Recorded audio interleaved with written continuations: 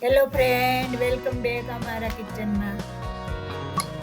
આજે આપણે બનાવશું મહાશિવરાત્રી સ્પેશિયલ ફરાળી ગોટા. શિવરાત્રીમાં ચકરિયાનો શીરો કે ખીર તો બનાવવાના જ હોય, તો તેની સાથે તીખા ગોટા આવી જાય તો મજા પડી જાય.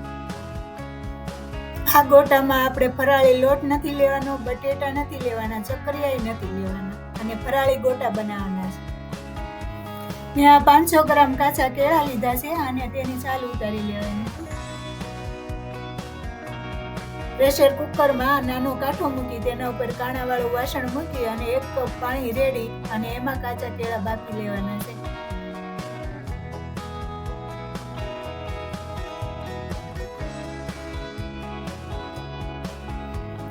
હવે આપણે આમાં 4 વિચલ થવા દેવાની છે અને સ્ટીમથી જ કેળા બફાઈ જશે.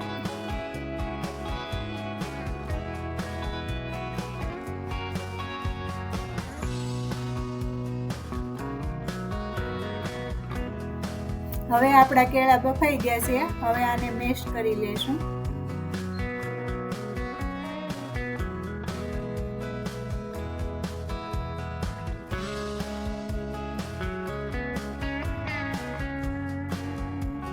હવે લીલા મરચાં ક્રશ કરી લેવાના છે. ક્રશ કરેલા મરચાં હવે આપણે આ બાફેલા કેળામાં ઉમેરશું.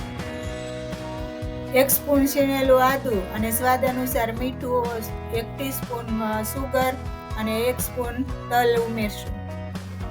1/2 ટીસ્પૂન હળદર, 1 લીંબુનો રસ અને 1 મોટો ચમચો લીલા ધાણા કાપેલા અને 1 ટીસ્પૂન ધાણા જીરું ઉમેરવાનું. હળદર અને તલ ઓપ્શનમાં છે, તમે ફરાળમાં ન ખાતા હોય તો નહીં ઉમેરવાના. હવે આને સારી રીતે મિક્સ કરી લેશું. હવે આ મસાલો રેડી છે, તેના ગોટા વાળી લેશું.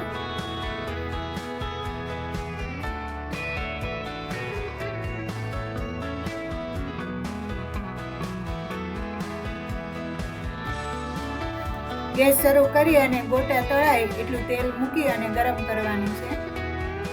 હવે આ તેલ ગરમ થઈ ગયું છે. હવે તેમાં ગોટા તળી લેવાના છે.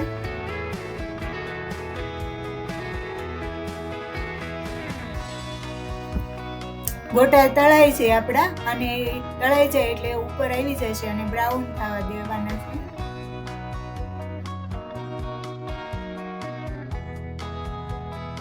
હવે આ બ્રાઉન અને એકદમ ક્રિસ્પી થઈ ગયા છે. હવે આપણે આને કાઢી લેશું અને બીજા વધેલા તળી નાખશું.